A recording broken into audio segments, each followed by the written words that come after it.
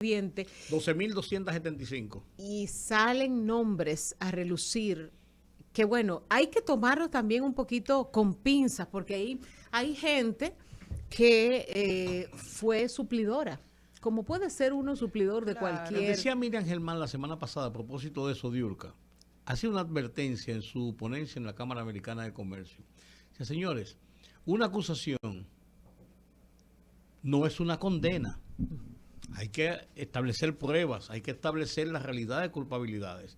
Porque muchas veces una mención, y ella está hablando de una acusación, una mención muchas veces, el morbo y esas redes sociales, y no es que uno denigre las redes sociales, pues es la realidad. Y hay muchas personas que embarran reputaciones a todo lo que da. Entonces hay que ver y ver con pinzas las cosas. Y esa cantidad de expertos que dicen, Analistas. que comienzan, analizan, pero bueno, yo la semana pasada estuve ausente, durante todas las semanas se estuvieron batiendo informaciones acerca del caso Medusa y de personas que habían sido mencionadas en este proceso y en este expediente, pero hay que acogerse también a lo que menciona Rudy, que habla la magistrada Miriam Germán Brito, que el hecho de que se mencione, el hecho de que conste en el expediente, el hecho de que haya una acusación, no necesariamente se traduce en una condena, porque el proceso, aunque usted piense que está avanzado, el proceso apenas se está iniciando. Claro. Ahora, son situaciones alarmantes cuando hablan de que se suplió alimentos podridos a las cárceles del país, y que eso son cosas que... Óigame, sí, pero son cosas que tú dices, pero ¿en qué cabeza cabe? Increíble de creer. Pero además, señores, recordemos que sobre todo, por ejemplo, para tú ser suplidor del Estado, no es un ministro que lo decide, no es un ministro que lo opera, no es un ministro que está siguiendo ese camino. Hay diferentes personas, hay diferentes estamentos. Eso pasa por una serie de filtros. Por una serie de filtros que tú no comprendes cómo se pudo hacer algo así sin que alguno de esos filtros lo detectara. Pero además, cuando tú piensas que la gente que estaba involucrada en esos filtros, ¿por qué se hizo de la vista gorda? ¿Por qué nadie dijo nada? ¿Por qué nadie rechazó un alimento? ¿Por qué nadie hizo un llamado de atención? Ellos mencionan un caso en Nagua que hubo quejas, y incluso mandaron videos y fotografías de unos cargamentos de arroz y de otra cosa que tenía uno de ellos hasta un nido de ratas. Y mencionan se menciona el caso específico. O sea, hubo algunas denuncias, algunas quejas. Señores, lo que pasa es que eso no se tradujo. Nunca pasó nada.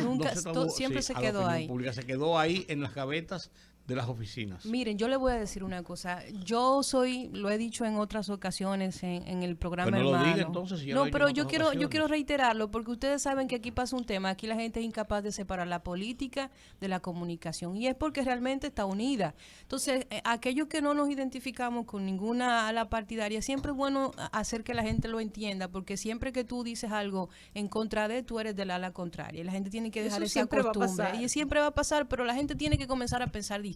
Miren, yo creo que hemos llegado a un punto de los procesos judiciales que se está saliendo de control. ¿Por qué?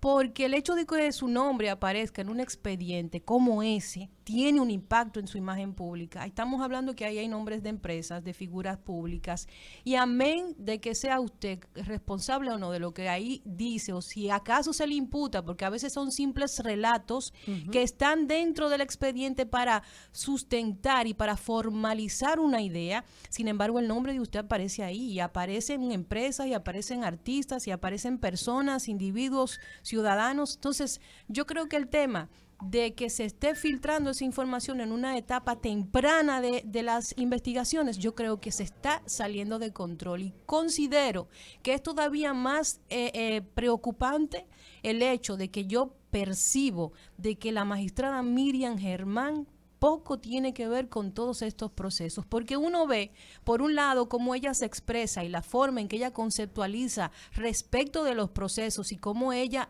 a nivel aspiracional entiende deberían ser, y uno ve cómo en la práctica es completamente diferente. Entonces, tenemos un país inculto, un país que tiene sed de sangre, un país que tiene sed de culpables, con sus razones también, porque estamos acostumbrados a que la clase gobernante se salga con la suya siempre, y esa deuda pública mental sigue ahí. La gente quiere respuestas y quiere culpables. Pero entonces, ¿qué sucede? Que se está confundiendo la etapa inicial de investigación de estos expedientes con los juicios públicos y sentencias públicas, que la gente entiende que ya si tu nombre aparece ahí, ya tú eres una persona cuya moral está por el suelo. Yo creo que una de las partes importantes de estos procesos es el cuidado de filtrar, como se ha hecho costumbre en este ministerio que se llama Independiente, filtrar esas informaciones en un punto en donde no se ha establecido responsabilidad en ninguna de las acusaciones que se están investigando. Entonces yo creo que eso se está saliendo de control. Pero en este caso, Olga, ya no es una filtración, es el expediente. Y el expediente, al colocarse en el tribunal, ya es público. Pero antes de eso ya estaba circulando. Está bien, lo que te quiero decir, en este caso, todo lo que está saliendo desde la semana pasada a la fecha, es lo que está en el expediente, porque ya el expediente es público. Y fíjate que están citando puntos, en cierto modo, la mayoría, la prensa seria, la prensa responsable, está citando que en el interrogatorio tal, en la página tal, se establece esto y esto. Ya eso es público. En la otra parte de filtrar nombres y de filtrar situaciones que se dice que pasa, eso sí es pecaminoso. Estoy de acuerdo totalmente contigo. Pero ya en el caso de lo último que está pasando, que se ha tomado los últimos días, y todos los websites y todos los periódicos y la televisión y los programas hasta de investigación y todo esto está basado en el expediente, que sí ya es público. Yo creo que es una estrategia. Yo pienso que... No, porque es que tiene que ser público el expediente, sí, porque seguido se coloca en el tribunal para ser debatido.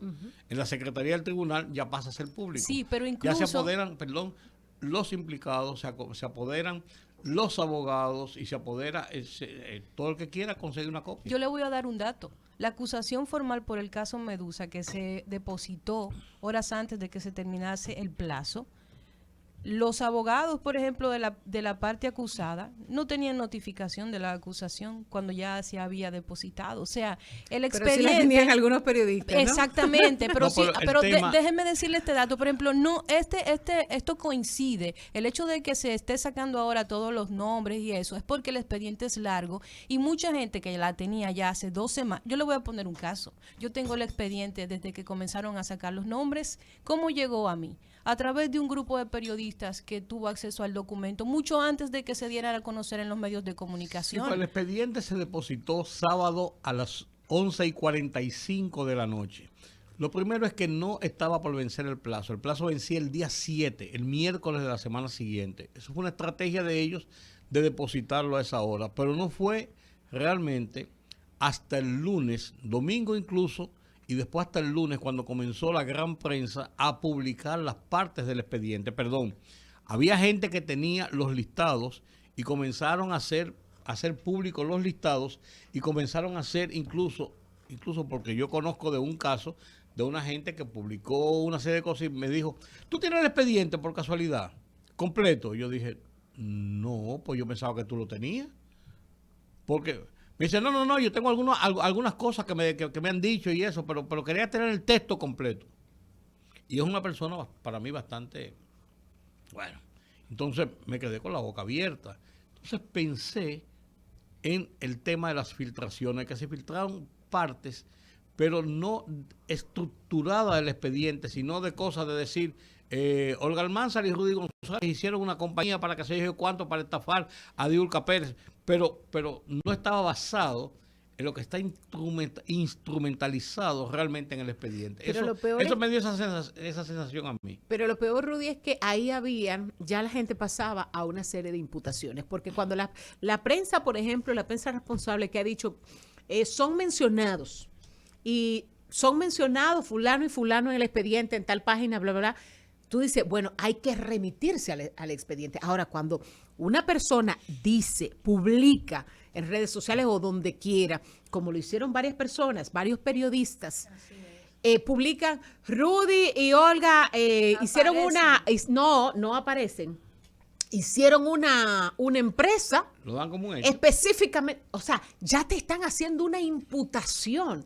Y déjenme decirle una cosa, que de las cosas terribles que salen de todo este proceso es que los jueces, aunque digan que no, cogen su presión pública. Claro que Cogen sí. presión. Oh, Cuando, claro. cuando viene la opinión pública, cuando viene la gente, las redes sociales, y se va de boca en contra de una persona porque le hicieron una imputación que realmente no es una imputación, comienzan a presionar y los jueces no se atreven a dictar una cosa Claro. diferente a la que dice la opinión pública.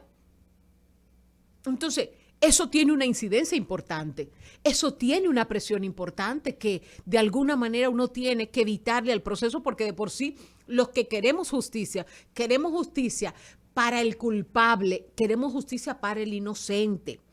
A usted nadie le dijo que todo el que se mencione es culpable. No, queremos justicia para el culpable, que obtenga lo que conllevan sus actos, y queremos justicia para el inocente, que si no tiene que ver con el proceso, lo queremos libre. Porque, señores, porque no se trata de colgar a todo el mundo en la plaza pública. Y aquí muchísima gente quiere que usted sea culpable o sea inocente como quiera. Así Lo que queremos es, no, así Así no. no. Miren, cita el periódico Listín Diario como parte del expediente que muestra, que presentó la Fiscalía del Distrito, que la pastora Rosana Vianela Pimentel Martínez y su hijo César Nicolás Rizic Pimentel son mencionados en el expediente del caso Medusa porque supuestamente, y ahí me imagino que habrá una imputación, recibieron millones de pesos por alimentos que serían enviados a las cárceles, pero no fueron entregados o estaban en estado de descomposición. Vianela Pimentel es pastora de la Casa de Sión y según descrito por el Ministerio Público, por el expediente, como un ministerio de la familia y que era propietaria, la pastora, dice era, no me imagino que será que ya no es, de Comercial Viaros SRL, empresa que se encargaba de la construcción y edificación en cofrados, realización de proyectos urbanísticos y asfaltado, venta de materiales de construcción en general, según detalla el Ministerio Público. Es muy decepcionante. Yo no sé la implicación, pero ya el expediente dice, bueno, ellos tenían, a ellos se le pagaron millones de pesos para suplir alimentos que no suplieron o que lo suplieron de manera descompuesta. Y lo de decepcionante lo digo porque con la pastora Rossi, en el caso del jefe de la escolta del presidente Danilo Medina, fue muy decepcionante para la feligresía. Las imputaciones que salieron en ese proceso, por el cual ella todavía guarda prisión. Mucha gente lo que siente, óyeme, ¿qué es lo que está pasando? Están utilizando incluso estamentos que suponíamos, fuera de eso, suponíamos sagrados, para hacer cosas. Pero los jueces tendrán que determinar. Sí, más tarde o más temprano.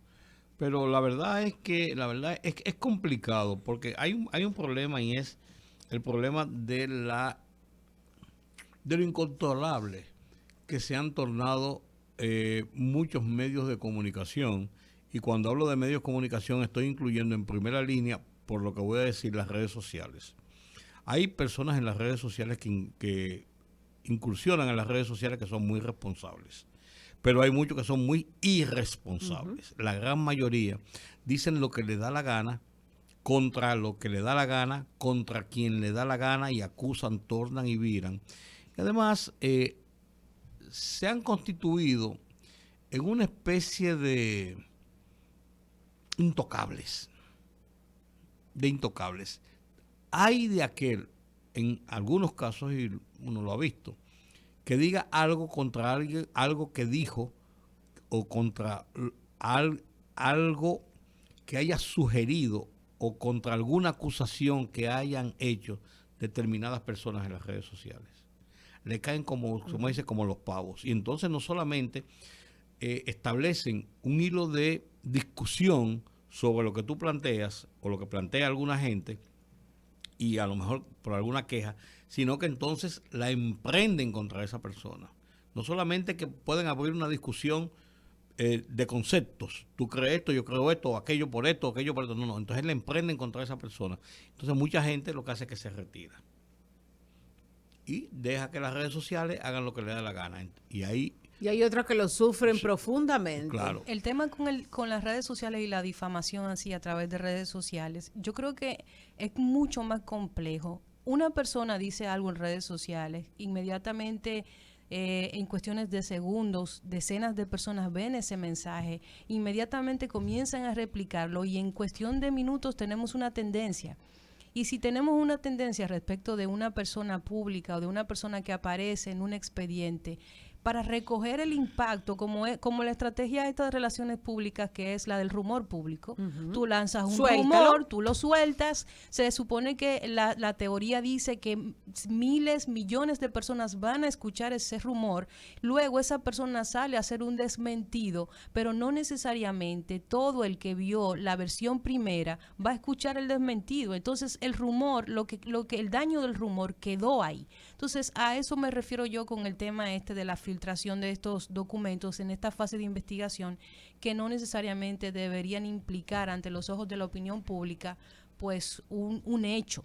Hay que esperar las investigaciones. Yo comparto completamente el criterio de Diulka respecto de que la gente quiere un culpable, pero nosotros queremos justicia, pero justicia correcta, no una justicia que parezca como algo personal, porque se desvirtúa. Entonces, hoy puede ser cualquier persona, pero mañana puede también caerle a uno, a un familiar. Entonces, yo creo que ahí es donde nosotros debemos tomar conciencia sobre el impacto que esto va a tener en el sistema de justicia a largo plazo y comenzar a corregirlo desde ya, porque en los últimos casos, sobre todo en aquellos que han sido de persecución de la corrupción administrativa del gobierno anterior, se ha vuelto una costumbre en la filtración. Y yo creo en la justicia, yo creo que se debe hacer justicia. Y todo el que ha sido responsable por un acto doloso, que lo pague, pero que se le aplique el debido proceso. Yo sé que hay mucha gente en contra del debido proceso, pero sí, si usted vive en una sociedad organizada, si usted vive en una sociedad que está necesariamente permeada por un contrato social, por una forma de convivencia y un Estado de Derecho, usted debe entender